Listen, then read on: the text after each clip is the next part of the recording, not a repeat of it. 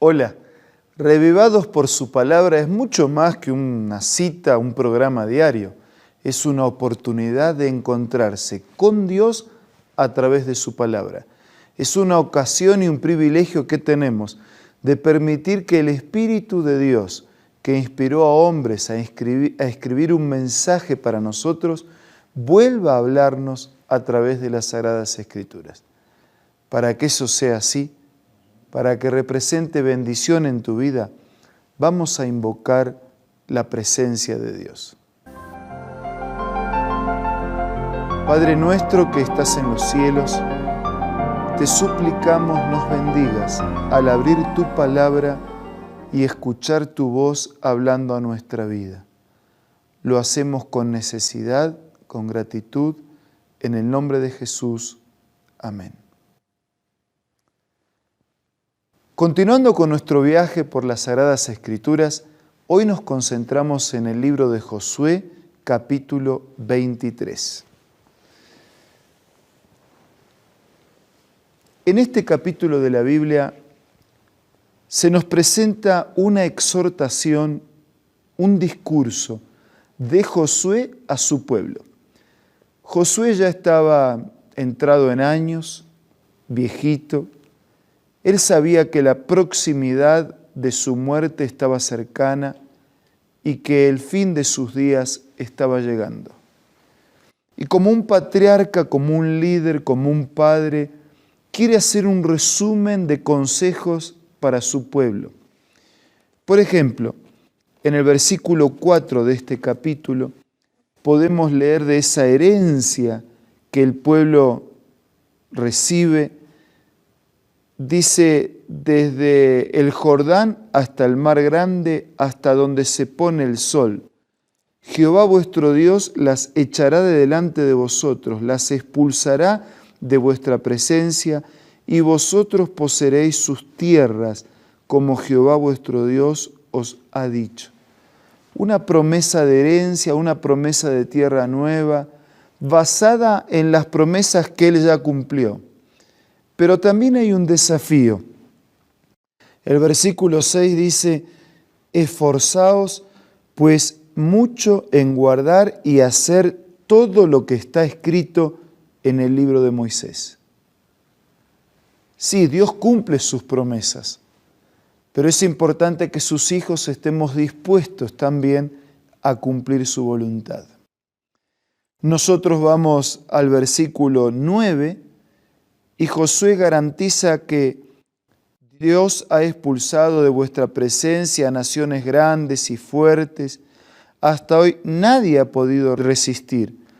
Un hombre de vosotros perseguirá a 1000, porque Jehová vuestro Dios es quien pelea por vosotros. Guardad pues con diligencia vuestras almas para que améis a Jehová vuestro Dios. Recuerden, dice, que las luchas, las conquistas, no fue por mérito de ustedes. Sí, ustedes tienen que esforzarse, hacer la parte que corresponde, pero ha sido por bondad de Dios, ha sido por poder de Dios, ha sido por la voluntad de Dios. Nosotros vamos al versículo 14 y nos encontramos con un Josué extremadamente sincero, consciente de la limitación de su vida.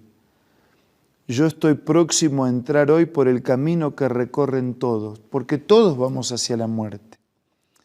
Reconoced con todo el corazón y con toda el alma que no ha faltado ni una sola de todas las bendiciones de Dios. Todo lo que Él ha dicho, todo se ha cumplido y no ha faltado ninguna de ellas.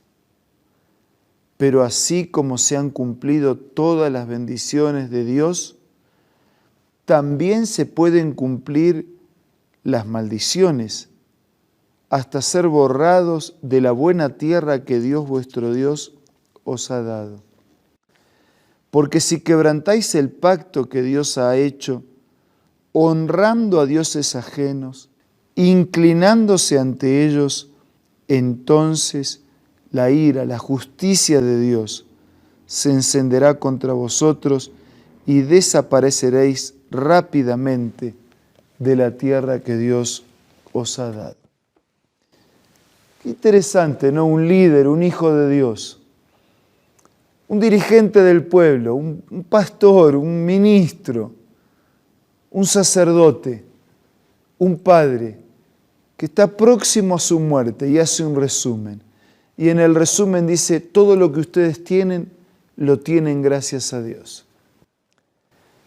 Por eso tienen que ser agradecidos, esforzarse y comprometerse en mantener lo que Dios les ha dado por misericordia. Ninguna bendición les ha faltado. Dios nunca ha fallado ni siquiera una sola de sus promesas. Por lo tanto, aprecien, disfruten, valoren lo que Dios les ha dado. Eso sí, vivan en su presencia, respeten su voluntad, porque si no lo hacen van a perder la bendición. Y perder la bendición significa alcanzar la maldición de aquel que vive lejos y separado de Dios. ¿Cómo ha sido en tu vida? ¿Qué es Dios en tu existencia? ¿Eres consciente que Dios tiene promesas y bendiciones para tu vida? ¿Has recibido ya esas bendiciones? ¿Cómo te comportas con esas bendiciones? ¿Con gratitud? ¿Con responsabilidad? ¿Con compromiso? ¿Con la disposición de amar al Dios que te ama, de respetar al Dios que te bendice y de vivir siempre en su presencia? ¿Cómo? A ver si estoy entendiendo bien. ¿Que nunca recibiste bendición de Dios, pero las pediste, las buscaste, suplicaste, con fe, con confianza? Lo intentaste y no salió. Nunca lo intentaste. ¿Por qué no intentarlo ahora? Si nunca confiaste, ¿por qué no confiar? Si nunca pediste, ¿por qué no pedir? Si alguna vez confiaste, pero la fe se enfrió, ¿por qué no volver a confiar? Si hace mucho que estás pidiendo una bendición y parece que Dios no escucha, parece que Dios no se interesa, parece que Él está lejos, ¿por qué no insistir? ¿Por qué no perseverar? Josué resume y dice, persevera confiando en Dios.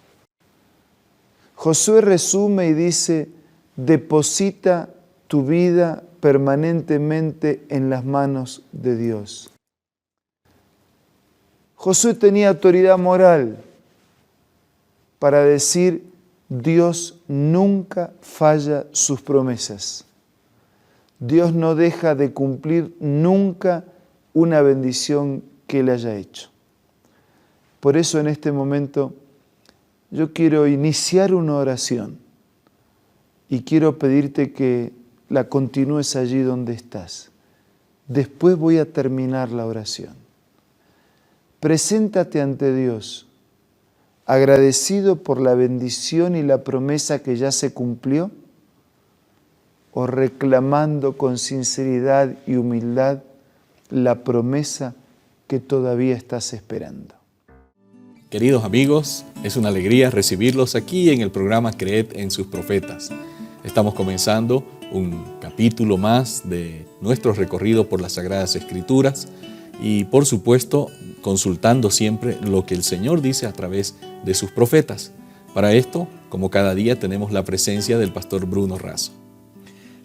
Un gusto en saludar al pastor Eber Piñeiro, un gusto en saludar a todos nuestros amigos, a todos nuestros hermanos, un gusto en concentrarnos hoy en Josué, capítulo 23, con necesidad, con interés, con atención, buscando lo que Dios tiene para nosotros.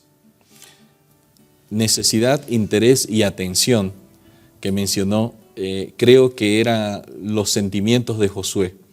Estábamos llegando ya prácticamente al final del libro. Josué está anciano, han pasado ya varios años de las conquistas, el territorio prácticamente ha sido conquistado, y Josué está muy anciano, pero pareciera, al leer el capítulo de las Sagradas Escrituras, que Josué siente una necesidad, da atención a algo, él está sintiendo una preocupación.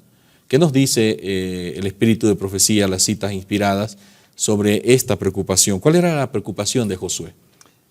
Voy a leer una declaración de Patriarcas y Profetas, página 499, que dice así: habían pasado algunos años desde que el pueblo se había establecido definitivamente en sus posesiones y ya se podía ver brotar los mismos males que hasta entonces habían atraído castigo sobre Israel.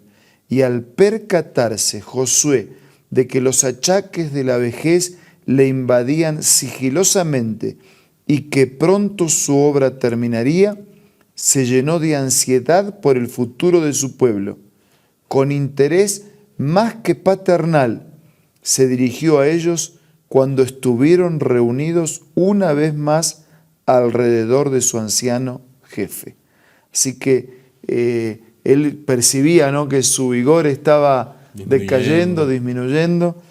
Sin embargo, su interés en el futuro de su pueblo, de su gente, de su familia, se mantenía intacto. Y con interés más que paternal, se dirigió a ellos cuando estuvieron reunidos una vez más alrededor de ese anciano jefe. Y parece que de manera específica lo que le preocupaba es que, dice la cita que nos leyó, como que estaban ingresando los mismos males que él había combatido y les había dicho, tienen que rehuir de estos males de las naciones paganas, pero como que un brote ahí de idolatría, un brote de pecado en diferentes lugares, en diferentes tribus estaba comenzando a ver, y este anciano líder de muchos años no puede bajar al descanso viendo que sus hijos, sus liderados, estaban comenzando un camino descendente hacia el pecado. Exactamente, la preocupación de Josué era esa, era ver que así como él estaba decayendo sus fuerzas físicas, pero no le preocupaba el sentirse más disminuido físicamente. Lo que le preocupaba es que estaban decayendo también las fuerzas espirituales, la práctica fiel de los principios, y como que esa era una película que él ya había visto y que no quería volver a ver en su pueblo. Qué triste, ¿no? Esa condición realmente, que ver que ese pueblo que tanto esfuerzo le había costado al líder primero, de quien él había sido su primer ministro, su ayudante, ¿no?, su brazo derecho, que había visto los sufrimientos de ese primer líder, y que ahora él estaba también experimentando lo mismo. ¿Cómo sería ese grado de frustración que él empezaría y expectativa, ¿no?, de decir, bueno, ¿cuál es el futuro de este pueblo? Esa era su preocupación. Por eso hay otra declaración, que es cuando entonces él comienza todavía a hacer su trabajo. Y dice: el pueblo en general tardaba mucho en completar la obra de expulsar a los paganos. Las tribus se habían dispersado para ocupar sus posiciones. El ejército había sido disuelto y se miraba como empresa difícil y dudosa el reanudar la guerra. Pero Josué declaró: Jehová vuestro Dios las echará de delante de vosotros, las expulsará de vuestra presencia, y vosotros poseeréis sus tierras, como Jehová vuestro Dios os ha dicho. Esforzaos pues mucho en guardar y hacer todo lo que está escrito en el libro de la ley de Moisés, sin apartaros de ello ni a la derecha ni a la izquierda. Josué puso al mismo pueblo como testigo de que siempre que ellos habían cumplido con las condiciones, Dios había cumplido fielmente las promesas que los hiciera.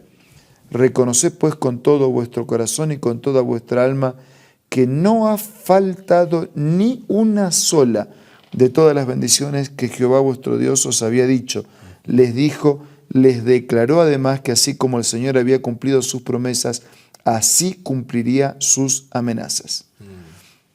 Es interesante que la Biblia dice, ¿no?, que Dios es rápido para perdonar, o sea, la misericordia de Dios es amplia, pero Y lento para enojarse. y es lento para enojarse, lento para la ira. Ahora, hay un asunto así que solo es explicable a la luz de la esencia de Dios, que es el amor. Cuando el Señor establecía condiciones, y eso es lo que Caleb les está recordando, Josué está recordando, y eso es lo que yo quiero que nosotros recordemos, porque es una lección muy importante. Josué les está recordando, todas las promesas de Dios se cumplen.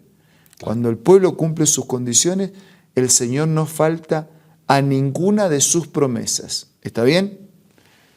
Ahora, por el otro lado, a las promesas hay advertencias.